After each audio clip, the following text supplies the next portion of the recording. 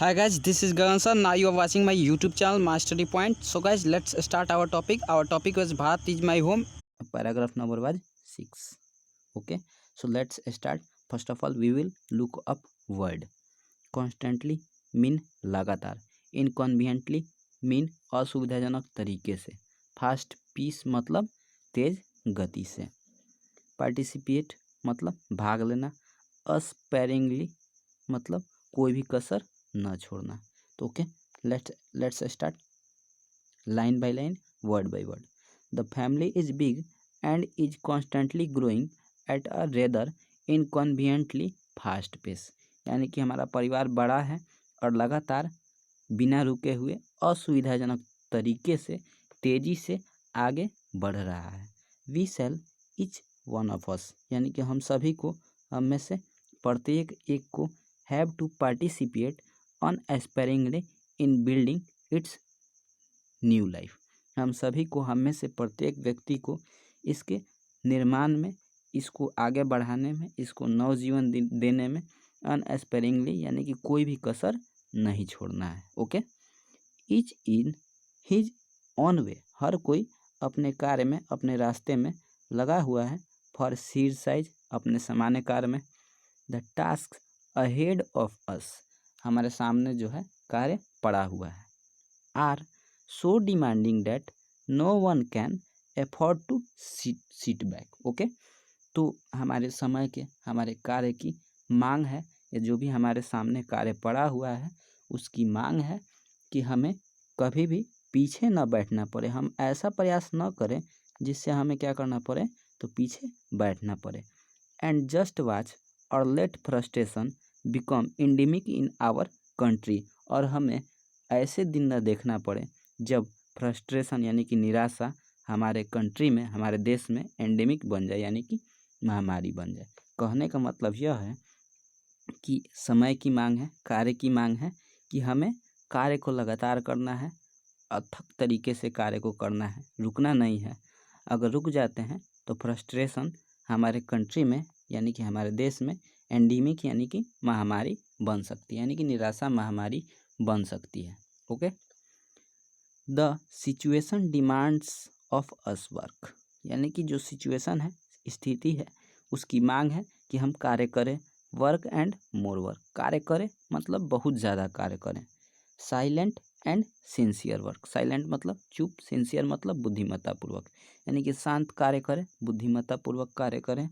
Solid and steady reconstruction of the whole material and cultural life of our people.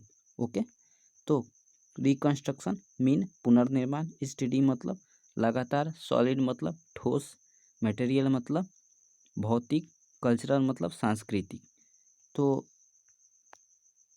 दिया है कि solid and study यानी कि ठोस और लगातार, reconstruction of whole material and cultural life of हम आवर पीपुल, यानी कि हमारे जो भी लोग हैं वो कार्य करें, ठीक है, शुरू करें, सॉलिड करें, ठोस करें और लगातार करें, जिससे होल मटेरियल यानी कि संपूर्ण भौतिक एंड कल्चरल लाइफ यानी कि सांस्कृतिक जीवन का रिकंस्ट्रक्शन हो, यानी कि पुनर्निर्माण. Number 7, firstly we will look word. Okay, तो दिया है एस्पेक्ट्स मीन पहलू, फ्रूटफुल मीन फलदायक, म्यूचुअली मतलब दोनों, डिसिप्लिन मीन अनुशासन, इम्पोज्ड मतलब लगाना, डेवलपमेंट मीन विकास, पेरिल मीन खतरा. Okay, so let's start. दिया है this work as I see it, यह कार्य जैसा कि मैं देखता हूँ. हैज़ टू एस्पेक्ट्स, जिसके दो पहलू हैं. वर्क ऑन वन सेल्फ, पहला खुद के लिए कार्य करना, and work for the society around, और दूसरा अपने चारों ओर फैले समाज के लिए कार्य करना. मतलब इस कार्य के, जैसा कि मैं जो भी कार्य देखता हूँ उसके दो पहलू हैं अकॉर्डिंग टू जाकिर हुसैन साहब, कि मैं जो भी कार्य देखता हूँ उसके दो पहलू हैं. पहला कि खुद के लिए कार्य करना और दूसरा समाज के लिए कार्य करना जो हमारे चारों ओर फैला हुआ है.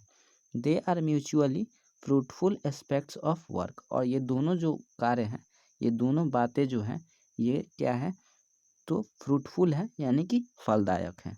The work on oneself यानी कि खुद के लिए कार्य करना is to follow the argue towards moral development, इससे हमारे अंदर मोरल डेवलपमेंट होता है यानी कि नैतिक विकास होता है। एज ए फ्री पर्सन, स्वतंत्र नागरिक के तौर पर, and under self impose discipline, और हमारे ऊपर खुद के ऊपर डिसिप्लिन यानी कि अनुशासन का बंधन होता है। Which alone can render that development possible, और जिससे हमारे खुद का विकास होता है या खुद की विकास का मार्ग प्रशस्त होता है यानी कि हमारे में विकास आ जाता है।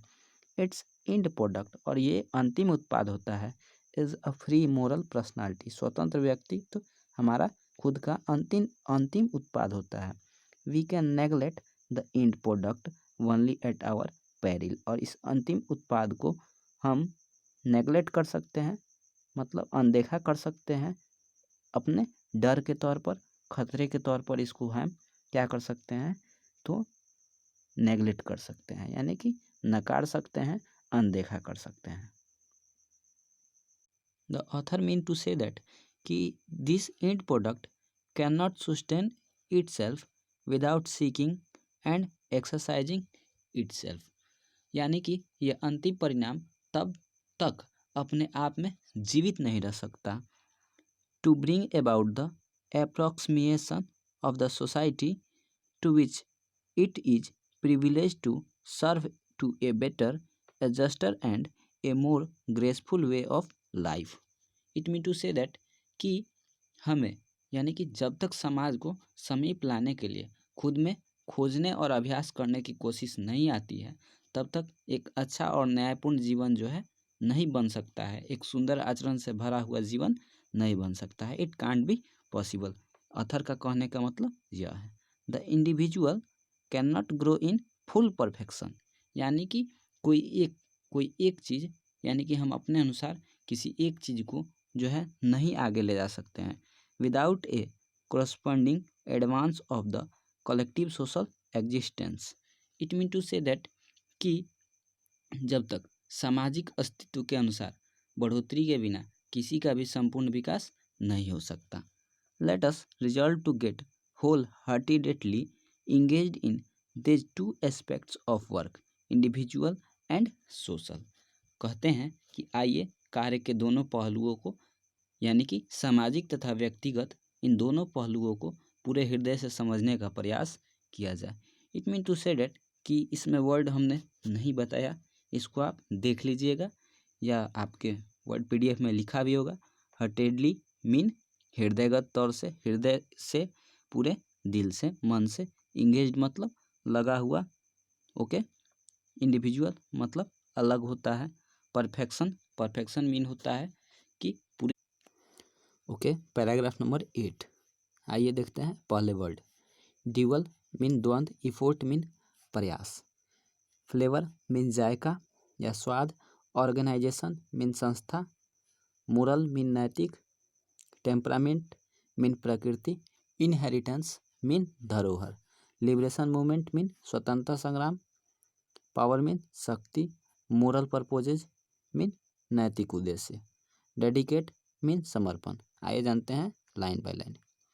This dual effort will give to the life of our state, यह दोहरा प्रयास, हम जो भी दोहरा प्रयास करेंगे हमारे राज्यों को एक नया शक्ति प्रदान करेगा, एक नया जीवन प्रदान करेगा, ए स्पेशल फ्लेवर, एक खास जायका प्रदान करेगा।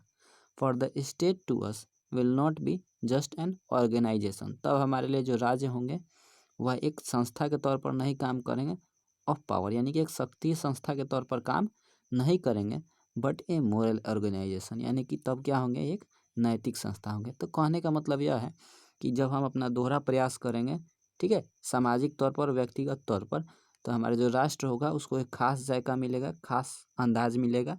तब हमारे लिए राज्य जो होंगे वे एक शक्ति के संस्थान नहीं होंगे बल्कि एक नैतिक संस्थान के तौर पर जाने जाएंगे। It is a part of national temperament and inheritance from the great leader of our liberation movement Mahatma Gandhi that power should be used only for moral purposes. Okay, कहने का मतलब यह है, ध्यान दीजिएगा कह रहा है यहाँ पर कि यह हमारे स्वतंत्रता संग्राम के महान राष्ट्रीय नेता महात्मा गांधी की राष्ट्रीय प्रकृति और धरोहर का एक भाग है। ठीक है, कह रहा है कि that power should be used only for the moral purposes, यानी कि यह जो शक्ति होगी, यह जो ताकत होगा, इसका प्रयोग सिर्फ नैतिक उद्देश्यों की पूर्ति के लिए किया जाएगा। ठीक है, the piece of this strong is, यानी कि समझिएगा बात को, कह रहा है कि the piece of this strong is, कहने का मतलब कि यह जो कार्य का, यह जो ताकत का टुकड़ा है, यह ताकत का जो हिस्सा है, इज वाट, यानी कि जो भी हिस्सा है, we shall dedicate ourself to work for, हम अपने कार्यों के लिए इस ताकत के, शक्ति के टुकड़े को जो है हम समर्पित करेंगे। ओके, आइए आगे देखते हैं पैराग्राफ नंबर 9। कह रहा है कि I have full faith in my people, यानी कि मुझे अपने लोगों में फुल फेथ है, यानी कि पूर्ण विश्वास है। That they will bring fourth, यानी कि वे लोग जन्म देंगे। ब्रिंग फोर्थ एक फ्रेज है, इट मीन जन्म देना। एनर्जी मीन शक्ति या ताकत। रिक्विसाइट मतलब आवश्यक होता है। सेटिस्फैक्टरी मीन संतोषजनक। परफॉर्मेंस मतलब प्रदर्शन। ड्यूअल मीन समझते हैं, द्वंद्व होता है। कंट्रीब्यूट मतलब हिस्सा लेना, भाग लेना। इंचेंटिक मीन मोहक। और इंटरप्राइज मीन नई योजना। तो it mean to say that, लेखक कहना चाहते हैं कि I have full faith in my people, यानी कि मुझे अपने लोगों में पूर्ण विश्वास है। ठीक है, दे विल ब्रिंग फोर्थ, यानी कि वे लोग जन्म देंगे। वे लोग क्या करेंगे? जन्म देंगे। वे लोग जो है इन दोनों कार्यों को, ठीक है, ध्यान दीजिएगा, कह रहा है कि they will bring for the energy requisite for the satisfactory performance of this dual task, यानी कि वे लोग जो है इन दोनों कार्यों को संतोषजनक बनाने के लिए जरूरी ऊर्जा प्रदान करेंगे। कौन लोग? तो हमारे अपने लोग, हमारे देश के लोग। It shall be my privilege to contribute my share to this enchanting enterprises, और इस आकर्षक कार्य में मेरा अपना योगदान देना सौभाग्य का बात होगा। ठीक है, तो कहने का मतलब यहाँ पर ये चैप्टर जो है समाप्त होता है। ठीक है, तो अब मिलते हैं हम ऑब्जेक्टिव के सेशन में। अगर आपको सेशन अच्छा लगा हो तो please do like, do share and subscribe. Okay, so